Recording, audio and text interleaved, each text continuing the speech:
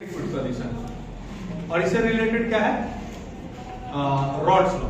तो इस टॉपिक को समझने में तो vapour pressure of liquid solution. दो तरीके का लिक्विड होता है, कौन कौन? एक वोलेटाइल लिक्विड और एक नॉन वोलेटाइल लिक्विड। इस टॉपिक को समझना।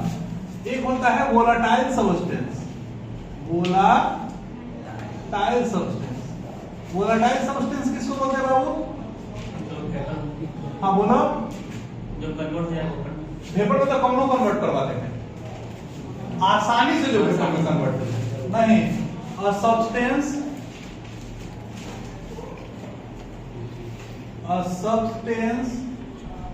which can easily be converted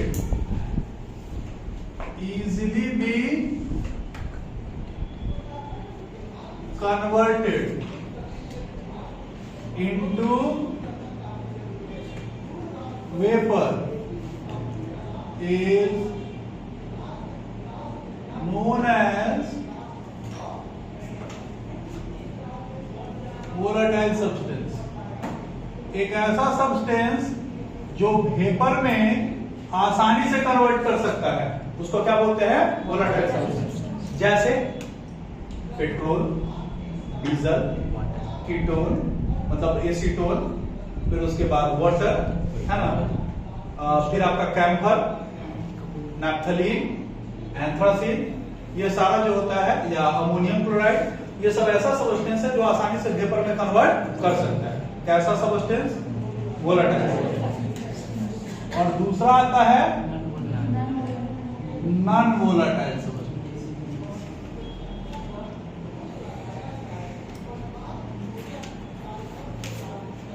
एक ऐसा सब्सटेंस जो आसानी से वेपर में कन्वर्ट ना हो। ये नहीं है कि कन्वर्ट नहीं होगा, होगा, मुश्किल से होगा। जैसे अगर यहाँ मोबिल रख दे तो मोबिल वेपर में कन्वर्ट होगा, लेकिन आसानी से नहीं होगा। अब कहाँ मोबिल वेपर में कन्वर्ट होता है? देखिएगा कि किसी का इंजन अगर खराब हो गया है, वो जब एक्सीलरेटर लेगा तो पूरा धुआं फेंकेगा, पूरा धुआं में मोबिल भी होता है। तो मोबिल भी कन्वर्ट कर रहा है किसमें? वेपर में, आसानी से।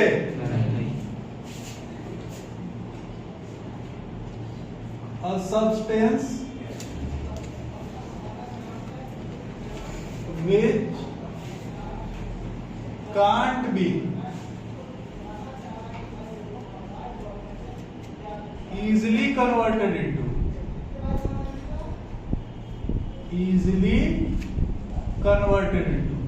किसमें? वेपर is known as क्या? Non volatile substance. एक ऐसा सब्सटेंस जो वेपर में आसानी से कन्वर्ट नहीं हो सकता है, उसको हम लोग क्या बोलते हैं? Non volatile. जैसे मार्कर हो गया, बेंच हो गया, लकड़ी हो गया, एल्युमिनियम हो गया, या फिर सरसों का तेल हो गया, मस्टर्ड ऑयल, और भी बहुत सारा, शुगर, ये सारा क्या है? नॉन वोलेटाइल सब्सटेंस है, आसानी से वेपर में कन्वर्ट नहीं हो। ठीक है?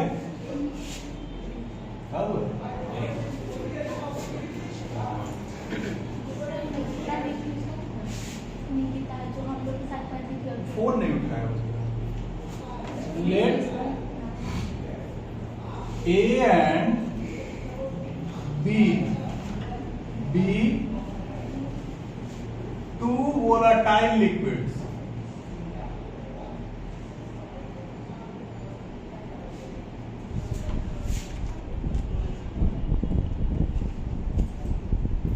having partial vapor pressures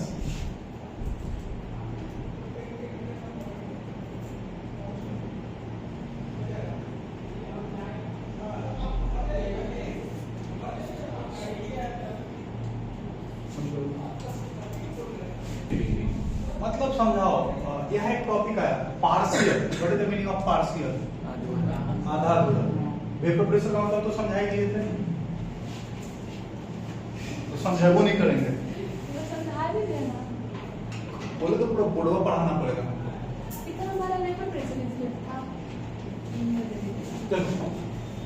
तो क्या बताए थे कि दो वोलेटाइल लिक्विड है, मतलब जो वेपर में कन्वर्ट कर सकता है, उसका पार्शियल वेपर प्रेशर है। पार्शियल वेपर प्रेशर का मतलब आधा दूसरा। इसका क्या मतलब हुआ आधा दूसरा का मतलब? इसका मतलब हुआ कि मान लीजिए कि इस रूम में केवल एक ही गैस है। कौन है? एक गैस। तो प्रेशर किसके चलते रहेगा? उस गैस के चलते। और इसमें 4-5 को गैस रख दिए तो प्रेशर किसके चलते रहेगा? सारे गैसेज के सम के बराबर। तो जो अपना अपना प्रेशर लगाएगा ना उसको हम लोग क्या बोलेंगे? Partial pressure. और जो टोटल प्रेशर लगेगा उसको हम लोग क्या बोलेंगे? और सबका सम का जो प्रेशर होगा उसको हम लोग क्या बोलेंगे? Total pressure. ठीक है? जैसे मान लो nitrogen, oxygen, fluorine, chlorine, bromine, फलाना ढिमका सारा गैस है। इन सारे गैस का अपना अपना कुछ प्रेशर होगा। तो अपना अपना जो प्रेशर लगाएगा उसको क्या बोलेंगे? Partial pressure. और टोटल प्रेशर कितना होगा? तो सबके प्रेशर को जोड़ दीजिए, वही क्या कहलाएगा? Total pressure. अब समझना, तो मान लो कि लिक्विड है, उसका ए का पार्शियल वेपर प्रेशर कितना है? Pa। और P का पार्शियल वेपर प्रेशर कितना है? Pb। A का पार्शियल प्रेशर कितना है? Pa। और B का पार्शियल प्रेशर Pb। तो according to Dalton's law, according to Dalton's law of partial pressure, according to Dalton's law of partial pressure,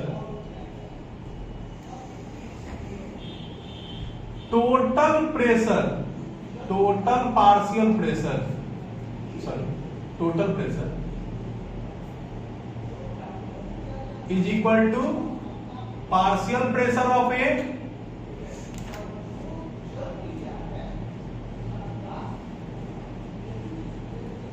plus partial pressure of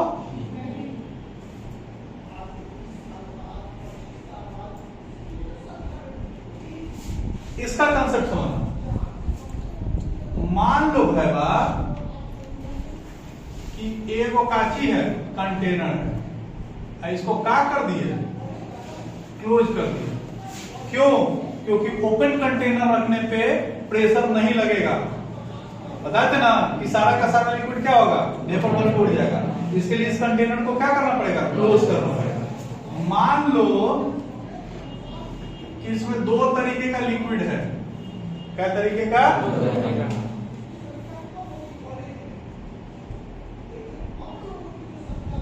इससे represent कर रहे हैं ए को और इससे रिप्रेजेंट कर रहे हैं बी को। अब दोनों कैसा लिक्विड है? दोनों कैसा लिक्विड है? वोलेटाइल लिक्विड है। यानी जब इसको हीट करेंगे तो वेपर किसका बनेगा? ए का भी बनेगा और बी का भी बनेगा। हम क्या बोल रहे हैं? हम क्या बोल रहे हैं? इसमें दो तरीके का लिक्विड है। इससे रिप्रेजेंट कर रहे हैं ए को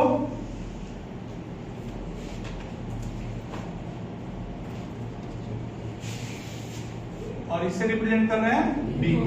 और ए और बी दोनों क्या है? वोलाटाइल लिक्विड है। वोलाटाइल लिक्विड है मतलब ये आसानी से वेपर में कन्वर्ट कर जाएगा और इसको हीट कर दिए तो वेपर किसका बनेगा? दोनों का।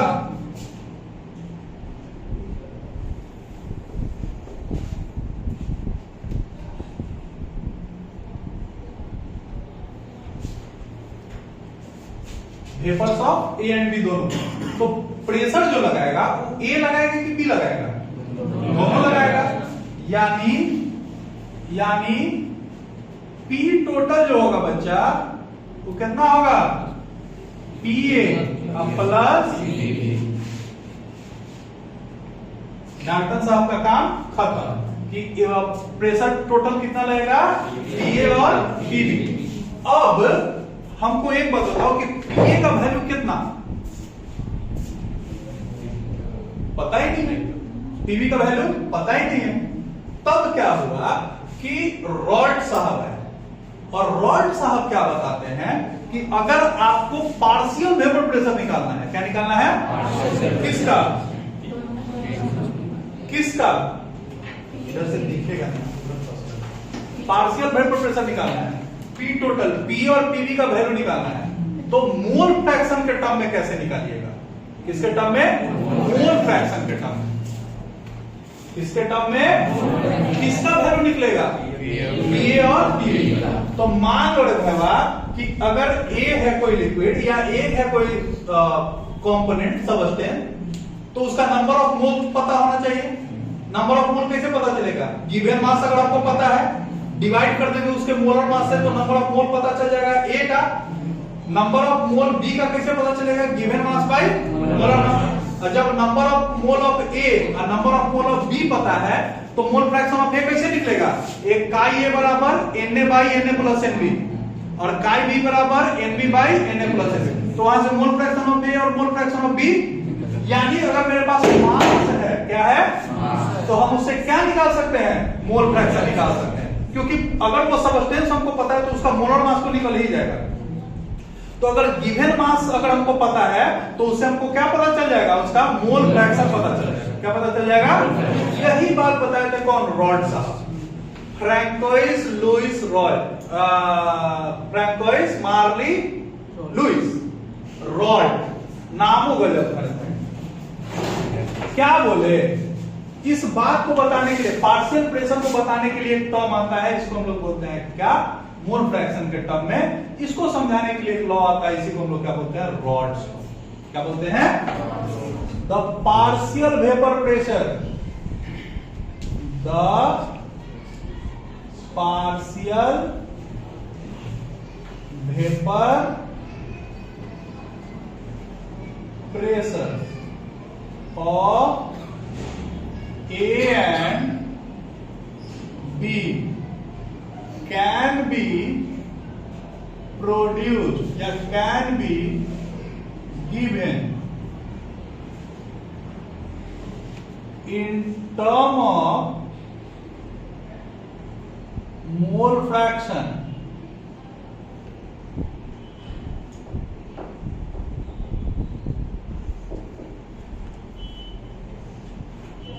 according to a law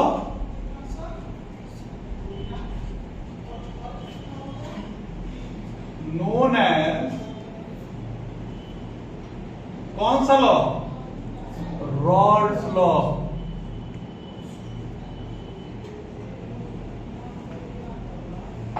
rod साहब का पूरा नाम François Mary rod.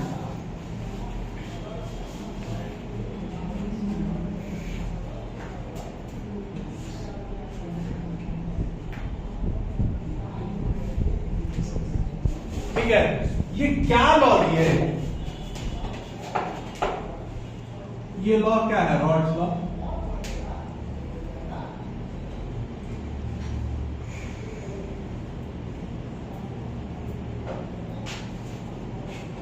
The partial vapour pressure,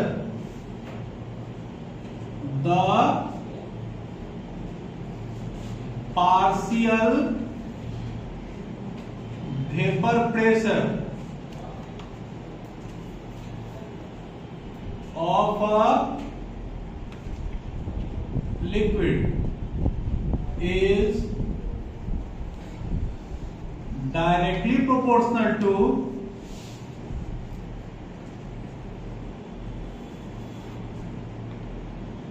the mole fraction of the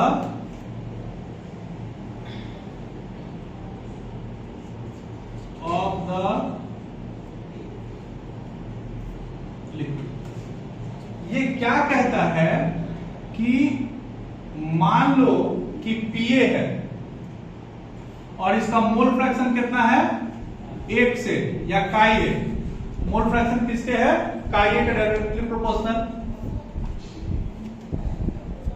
ठीक है, क्या बोल रहा है कि जिसका मोल फ्रैक्शन ज्यादा होगा, यानी जिसका कंपोनेंट ज्यादा होगा, उसका वेपर ज्यादा बनेगा, और जिसका कंपोनेंट कम है, यानी जिसका मोल फ्रैक्शन कम है, उसका वेपर कम बनेगा।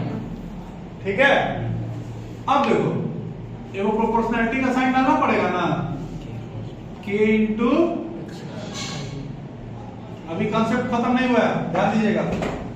K क्या है? कांस्टेंट है। अब समझो, इफ अगर केवल एक ही कंपोनेंट है, क्या वो कंपोनेंट है? एक कंपोनेंट है, तो if there is only one component,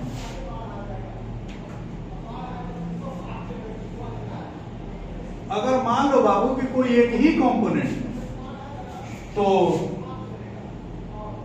पीए बराबर कितना हो जाएगा? k इंटू एक्स ए, और एक्स ए का वैल्यू कितना है? 1, तो पीए का वैल्यू कितना हो गया? पीए का वैल्यू क्या हो गया? k। और ये k किसके बराबर? तो एक बात बोलता है, इसको हम लोग बोलते हैं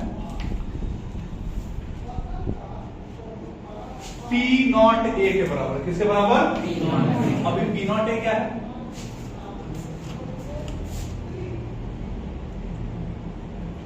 vapour pressure of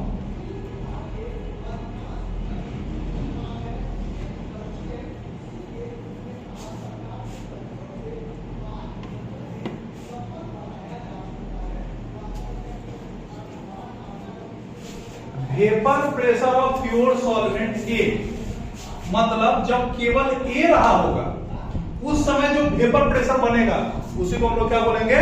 P naught A. ठीक, इस वैल्यू को अगर यहां रखा जाए तब पीए बराबर कितना हो जाएगा? P नॉट ए एक्स ए। ठीक है, ऑल्सो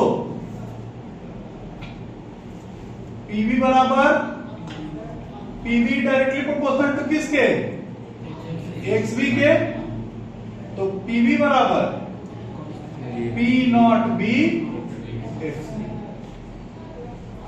तब P टोटल कितना हो जाएगा? PA plus PB। PA का वैल्यू P नॉट एक्स से P नॉट बी। अब देखो इस P नॉट का मतलब समझो, मेन यही समझ में आता है P नॉट क्या है, P नॉट ए क्या है, P नॉट बी क्या है। जब केवल A रहेगा हम लोग क्या जानते हैं कि mole fraction of A plus mole fraction of B हमेशा कितना के बराबर? 1 के बराबर। जब A का वैल्यू 1 है तब B का वैल्यू कितना रहा होगा? 0। यानी इस सॉल्यूशन में केवल सॉल्यूशन है ही नहीं, इसमें केवल एक ही चीज है, कौन? A। तो जो वेपर बनेगा वो किसका बनेगा? A का। तो जो वेपर बनेगा उस A का, उसी को हम लोग क्या बोलेंगे? P naught A. ठीक, जब XA plus XB is equal to 1 हो और XA का वैल्यू XB का वैल्यू 1, तो XA का वैल्यू कितना? 0। तो जब 0 होगा यानी इसमें केवल कौन है? B है। तो B है, तो जब हीट करेंगे तो किसका बनेगा? B का। तो B का जो मैक्सिमम वेपर प्रेशर बनेगा उसी को हम लोग बोलेंगे vapour pressure of pure solvent in term of B या इन टर्म ऑफ A। ठीक है, और वो हमेशा कम होगा, वो हमेशा क्या होगा? कम होगा। काहे? क्या मोल फ्रैक्शन ऑफ A और मोल फ्रैक्शन ऑफ B मिला के 1 है। तो अगर A का कुछ मोल होगा और B का कुछ मोल होगा तो A जितना अकेले रह के वेपर बनाएगा उतना साथ में रह के वेपर नहीं बना पाएगा। हम क्या बोल रहे हैं, समझ में आ रहा है? हम ये बोल रहे हैं कि मान लीजिए कि खाली A है, जब हीट करेंगे तो किसका वेपर बनेगा? A का। केवल B है तो हीट करेंगे तो किसका वेपर बनेगा? B का।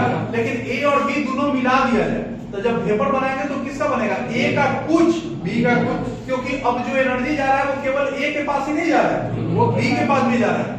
सरफेस एवापोरेशन कैसा फेनोमेना है? सरफेस। तो सरफेस पे केवल एक ही पार्टिकल नहीं है, सरफेस पे एक ही पार्टिकल है और तो जब वेपर बनना होगा तो एक ही पार्टिकल वेपर बनेगा और उस कंडीशन में अकेले वेपर प्रेशर A का और B का नहीं होगा, वो टोटल वेपर प्रेशर होगा। ठीक है, अब हम लोग जानते हैं, क्या जानते हैं कि mole fraction of A and mole fraction of B is equal to कितना?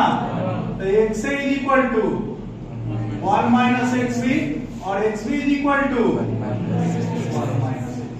तब P टोटल कितना हो जाएगा बाबू? P naught A XA, P naught B XB की जगह 1 माइनस XA।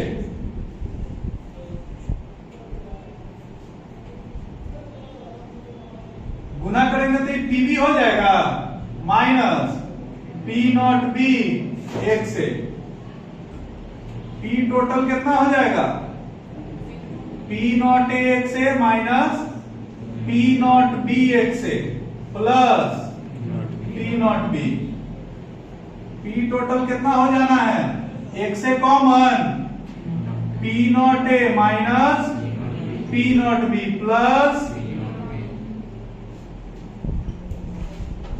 यहां से ये समझ में आया कि अगर हमको कोई एक कंपोनेंट पता है कि उसका मोल फ्रैक्शन कितना है, तो दूसरे का अगर नहीं पता रहेगा तो 1 माइनस घटा देंगे तो वो पता हमको चल जाएगा। और यहाँ केवल एक के टर्म में रिप्रेजेंट किया, किसके टर्म में? मोल फ्रैक्शन के टर्म में, और P टोटल निकल गया। ठीक है, इसी तरीके से हम चाहें तो P नॉट XP के टर्म में भी रिप्रेजेंट कर देंगे और वो निकल जाएगा। जैसे ऑल्सो P टोटल कितना? P naught A P naught B, P naught A, अरे नहीं तो P नॉट ए 1 से plus P naught B X B. P naught A 1 से इसको ऐसे ही छोड़ दो, इसको क्या लिख सकते हैं? 1 माइनस एक्स भी लिख सकते हैं plus P naught B X B. क्या हो जाएगा? P naught A minus P naught B X B minus, नहीं प्लस, अरे नहीं, P naught A X B, अब P naught B X B. P total कितना हो जाएगा? P naught A plus P naught B X B minus P naught A X B.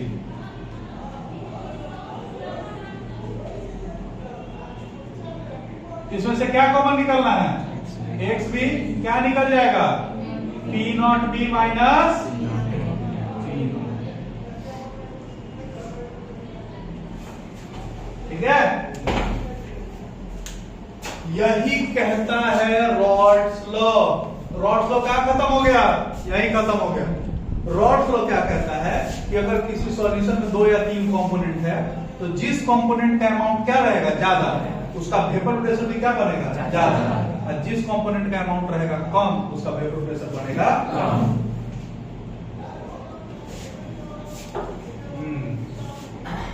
अब ये हो गया। अब ये हो गया कौन सा solution? Vapour pressure of liquid liquid solution. अब एक टॉपिक पढ़िए, कौन?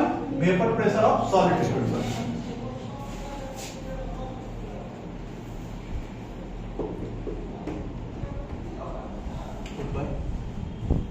वेपर प्रेशर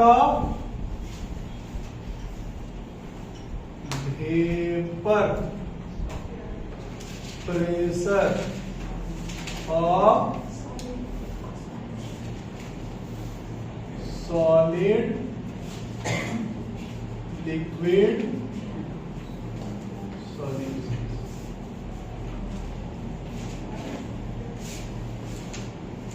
मान लीजिए कि कोई एक सॉल्यूशन है जिसमें ए और बी कंपोनेंट है। कोई ए जो है वो लिक्विड है और बी जो है वो सॉलिड है। Let A B a volatile liquid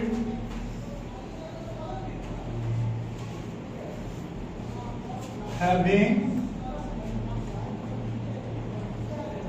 mole fraction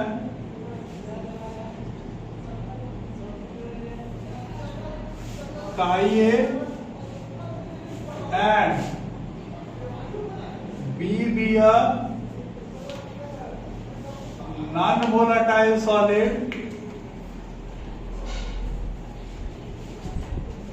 having mole fraction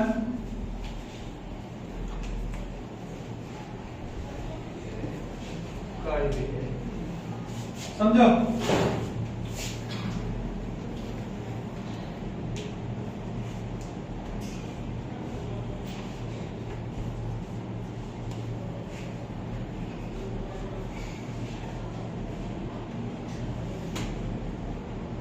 मान लीजिए कोई वोलेटाइल लिक्विड है,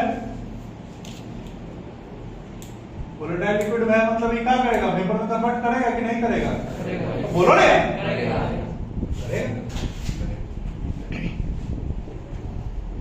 नहीं करेगा, अभी अभी करेगा बोले, वही ना बोल रहे, अभी मुड़े हैं ना, अभी फिर ठोक जाएंगे। सब बात कर रहे थे ना अभी।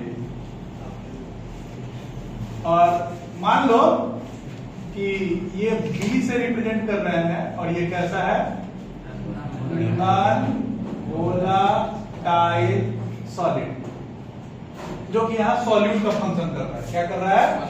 सॉल्यूट का। और ये जो वोलेटाइल लिक्विड है ये किसका बिहेवियर दे रहा है? When we heat the given solution, और ये सॉल्यूशन है मतलब मिला हुआ है, जैसे आप चीनी और पानी मान सकते हैं, नमक पानी मान सकते हैं। तो जब इसको हीट करेंगे तो वेपर किसका बनेगा? ए और बी दोनों का? नहीं, बोल रहे हैं?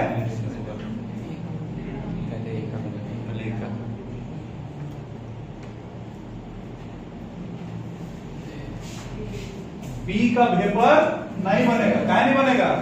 अरे नॉन वोलेटाइल है, नॉन वोलेटाइल है मतलब वो वेपर में कन्वर्ट, तो जो वेपर प्रेशर होगा वो किसके चलते होगा? ए के चलते। पी टोटल बराबर पीए प्लस पीबी, यानी पी टोटल पीबी दिया अंडर तो ये हो गया 0। पी टोटल कितना? पीए के बराबर। ये तो ठीक है, लेकिन पीए का वैल्यू कैसे निकलेगा? रॉल्ट लॉ से हम लोग जानते हैं कि पीए डायरेक्टली प्रोपोर्शनल होगा किसके? मोल फ्रैक्शन ऑफ ए के। तो अगर एक प्रोपोर्शनैलिटी का साइन लगाएंगे तो कौन होगा? पी नॉट ए का ये हो गया कौन? 2। तो पुटिंग 2 इन कहां पे? 1 पे, तब पी टोटल किसके बराबर? पी नॉट ए।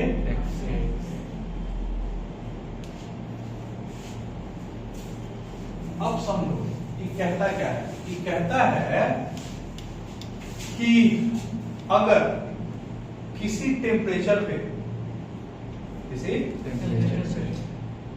पी नॉट ए एक से बन रहा होगा, मान लो कि खाली अगर तुम क्या रखे हो? पानी, और उसको तुम टेम्परेचर दिए एक गिवन टेम्परेचर, तो जब आप उसको हीट कीजिएगा उस टेम्परेचर पे तो एक वेपर बनेगा। उसको नोट कर लो कितना प्रेशर लगा है।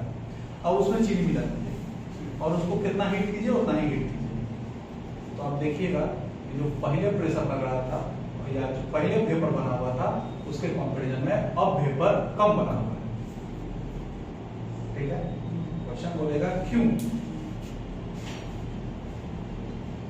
क्वेश्चन बोलेगा क्यों? पहले ज्यादा वेपर बन रहा था अब कम वेपर बन रहा है, क्यों? नहीं कोई भी? तो क्या हो गया? सरफेस पर दोनों है सर, इसमें तो दोनों मिला हुआ था। ये क्या है? ये क्या हो गया? ये कब सरफेस पर दोनों होगा ना, वोलेटाइल के वजह से हाँ वोलेटाइल से नहीं कन्वर्ट होगा। हाँ फिर तो जल्दी नहीं कन्वर्ट होगा, जगह बढ़ेगा वोलेटाइल तो ये प्रेशर कम होगा। तो क्यों हुआ?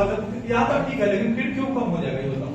यहाँ तक ठीक है, यहाँ तक ठीक है, वो लास्ट स्टेप तक ठीक है, लेकिन उसके बाद सब कुछ ठीक है। लास्ट थोड़ा सा दिमाग लगाओ, 9th क्लास वाला दिमाग लगेगा तब होगा। 9th क्लास वाला कंसेप्ट इवेपोरेशन का आएगा तब दिमाग लगेगा। हम समझाते हैं, समझना।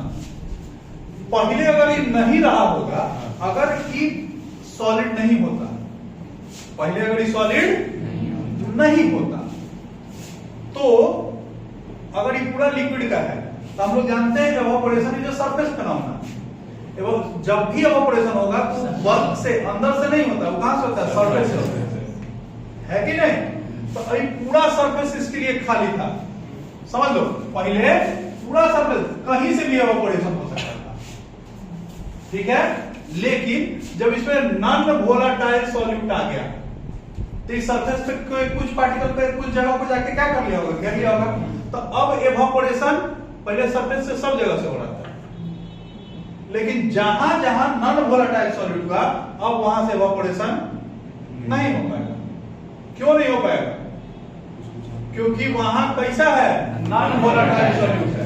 अब वो वेपर नहीं बन रहा है, उस जगह को क्या कर रहा है, घेर रहा है। तो जितना जगह वो घेरेगा बाकी जगह से ही जो सरफेस बचा हुआ है वहीं से क्या होगा, एवापोरेशन होगा।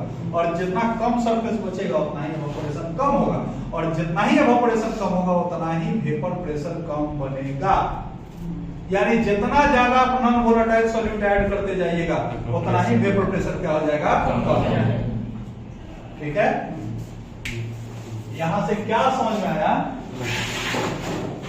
on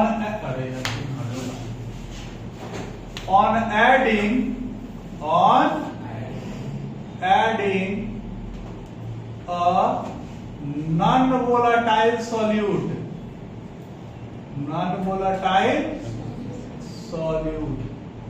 to a solvent, to a volatile solvent,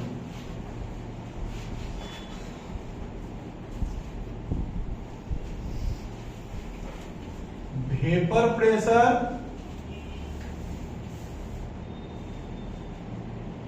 always decreases,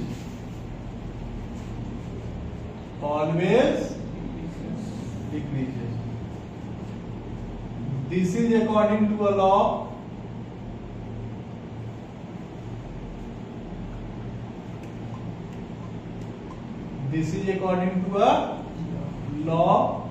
known as Bagos law।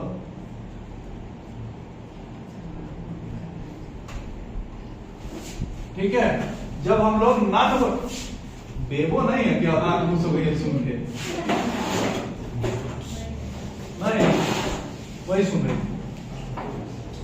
क्या बोल रहा है कि जब नॉन वोलेटाइल सॉल्यूट को ऐड किया जाता है किसी भी वोलेटाइल सॉल्वेंट में, तो जो वेपर होगा वो क्या होगा, कम होगा। तो वेपर कम बनेगा तो वेपर प्रेशर भी कम बनेगा। ये एक लॉ के हिसाब से बताया जाता है। इस लॉ को हम लोग क्या बोलते हैं, बैगोस लॉ। ठीक है, अब ये हो गया, ये हो गया, ये हो गया, ये हो गया। अब क्या पढ़ोगे, और आइडियल सॉल्यूशन है types of solutions, types of, अरे इसमें वो लॉ छूट गया। लॉ ये कहता है कि मान लो कि दो या दो से ज्यादा कंपोनेंट है, या दो कंपोनेंट है, दो या ज्यादा में तो कंपोनेंट में उतना बढ़िया से काम नहीं करता है, लेकिन अगर बाइनरी सॉल्यूशन है, बाइनरी सॉल्यूशन बताते हैं जिसमें केवल दो ही कंपोनेंट है, तो अगर बाइनरी सॉल्यूशन है तो एक ऐसा कंपोनेंट जिसका अगर हम मोल फ्रैक्शन बढ़ा रहे हैं, क्या बढ़ा रहे हैं, और उसके चलते वेपर प्रेशर बढ़ रहा है, तो एक ऐसा बाइनरी सॉल्यूशन जिसमें अगर हम लोग मोल फ्रैक्शन बढ़ा रहे हैं और उसके चलते क्या बढ़ रहा है, वेपर प्रेशर बढ़ रहा है, तो उस कंपोनेंट के बढ़ने से वेपर प्रेशर क्या हो जाएगा, बढ़ जाएगा। उस कंपोनेंट के बढ़ने से वेपर प्रेशर क्या हो जाएगा, बढ़ जाएगा। ठीक है, इसको पहले लिख लेते हैं, उसके बाद उसको लिखवा लेते हैं। Types of solutions on the basis of, on the basis of Rod's law।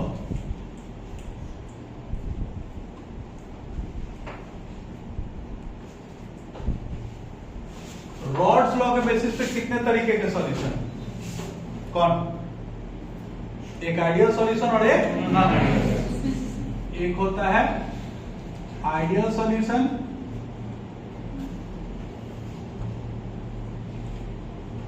और दूसरा नॉन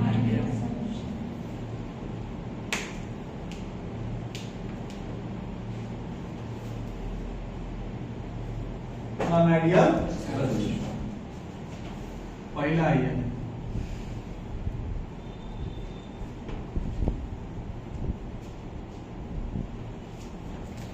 पहला कौन सा, आइडियल सॉल्यूशन। आइडियल सॉल्यूशन किसको बोलते हैं, the solutions the solutions which follow Rod's law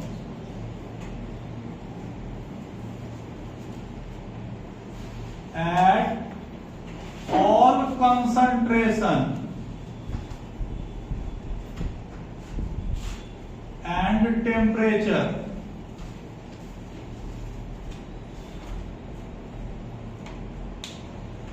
are known as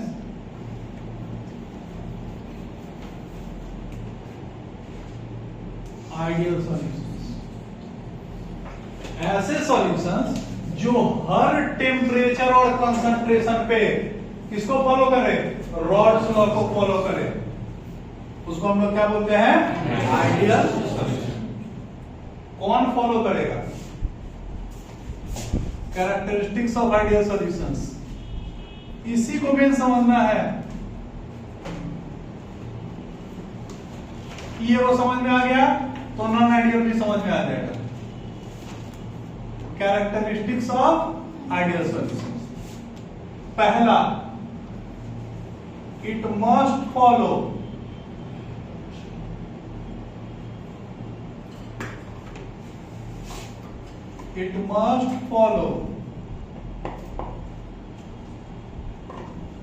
Rod's law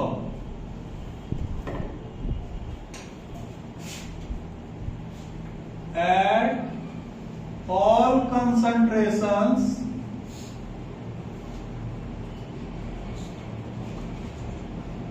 and temperatures।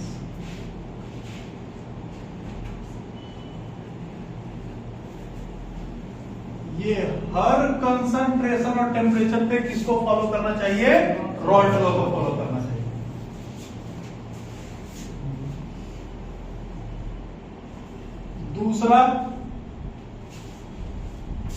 दूसरा इसका स्ट्रक्चर और पोलरिटी सेम होना चाहिए। It must have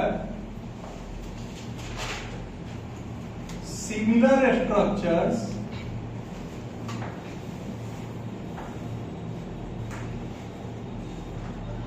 and polarity. मतलब अगर एक वो पोलर है वो नॉन पोलर है तो वो ऐसा बिहेव नहीं कर पाएगा। दोनों या तो पोलर है, दोनों नॉन पोलर है। तीसरा, the force of interaction between solute particles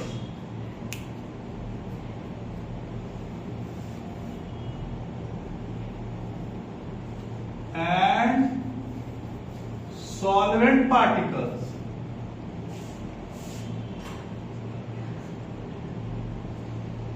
should be equal to interaction between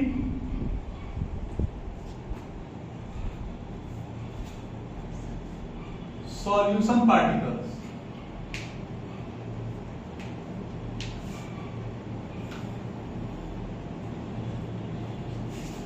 इसका क्या मतलब है कि A और A के बीच में जो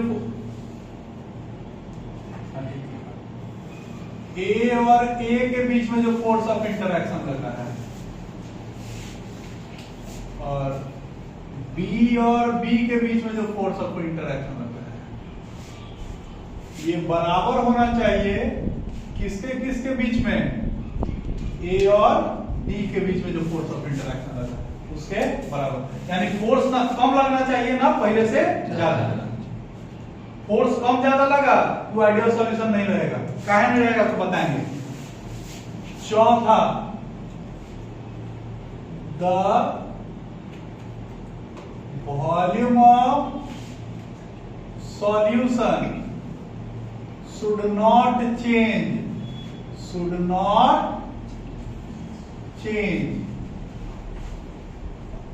डेल्टा V मिक्स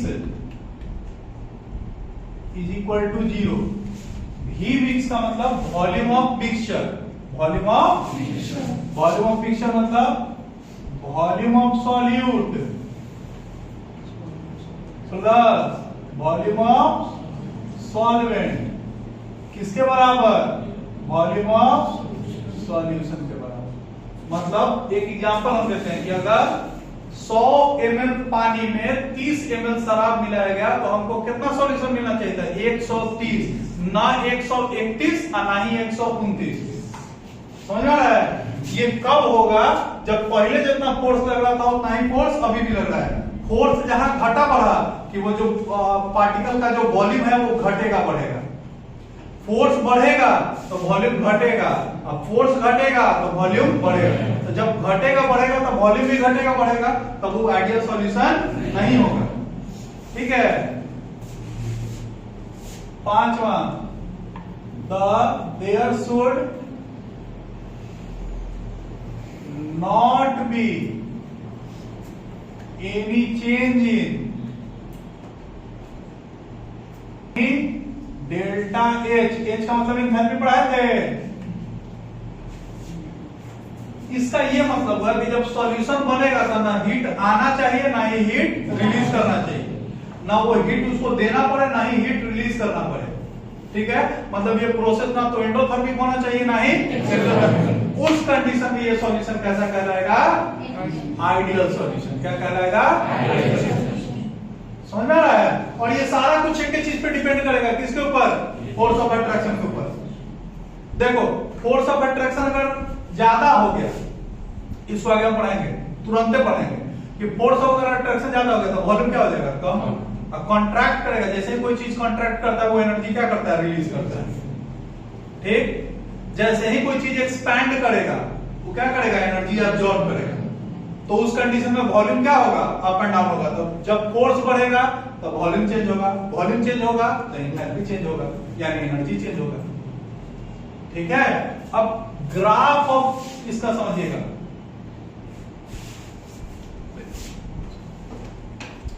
अरे ये बोला कहां से आता है? जंगल से बजा के नहीं है का?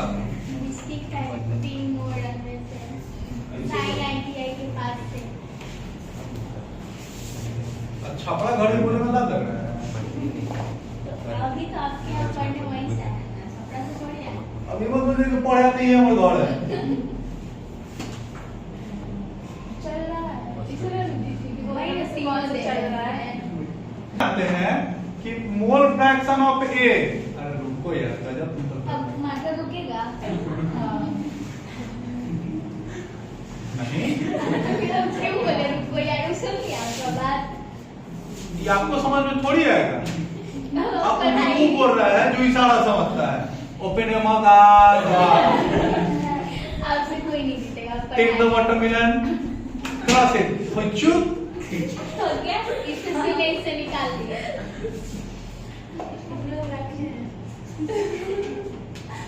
मोल fraction of solute plus mole fraction of solvent कितना का बराबर?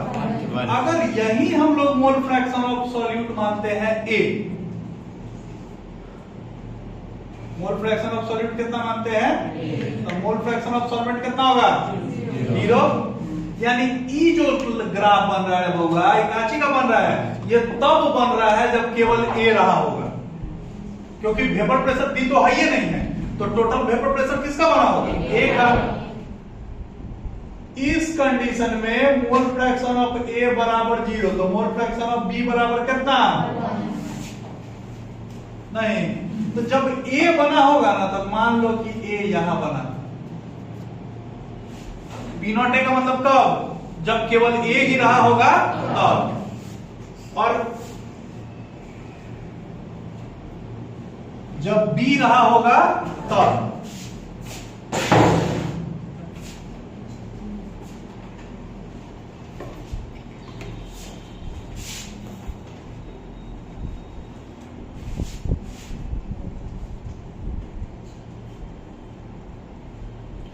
देखो, ये है पीए बराबर क्या?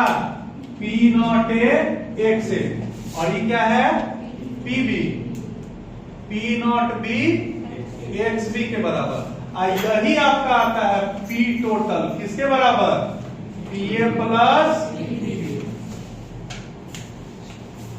यानी जब सॉल्वेंट रहेगा, मतलब जब केवल एक कंपोनेंट रहेगा तो यहां रहेगा, जब कोई दूसरा कंपोनेंट रहेगा तो यहां रहेगा, लेकिन जैसे ही सॉल्यूशन बनेगा उसका टोटल वेपर प्रेशर इसके और इसके बीच में एग्जिस्ट करेगा।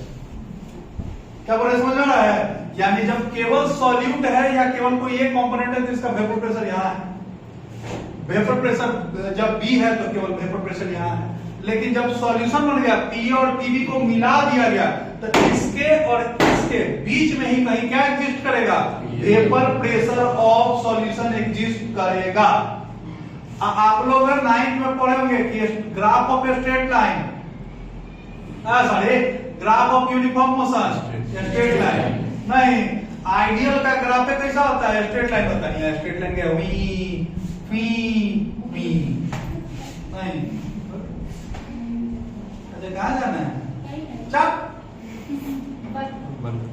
रोना खाली बंद कर दी करना, हटाना मत, थोड़ा इधर से दौड़ चल जाएंगे पढ़ाई करेंगे। वो ठीक है ना।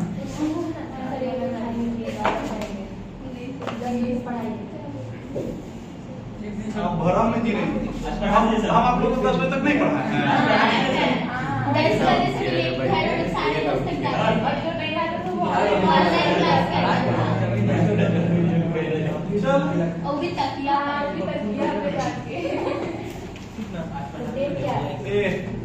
देखो कब हो रहा है बात, आइडियल सॉल्यूशन, आइडियल सॉल्यूशन का ये वो हो गया आपका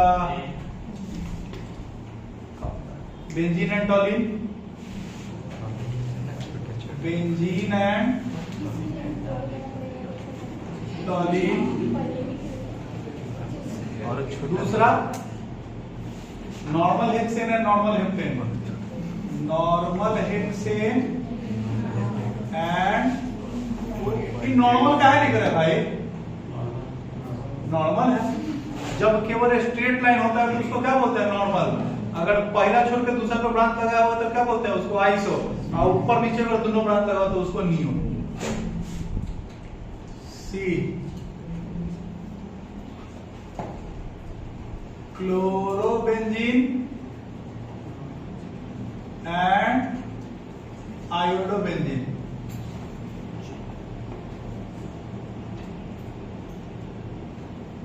चौथा क्लोरोमीथेन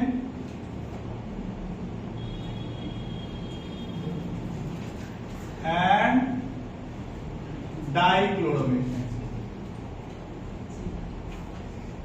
ये सब कुछ ऐसा एग्जाम्पल है जो कि किसको फॉलो करता है, आइडियल सॉल्यूशन। अब क्वेश्चन होता है कि कौन सा सॉल्यूशन आइडियल होगा, तो यो सॉल्यूशन, इस दुनिया में कौन सा ऐसा लड़का है जो आइडियल लड़का है, कौनो नहीं, नॉट बच्चा in this world is ideal, ठीक का है।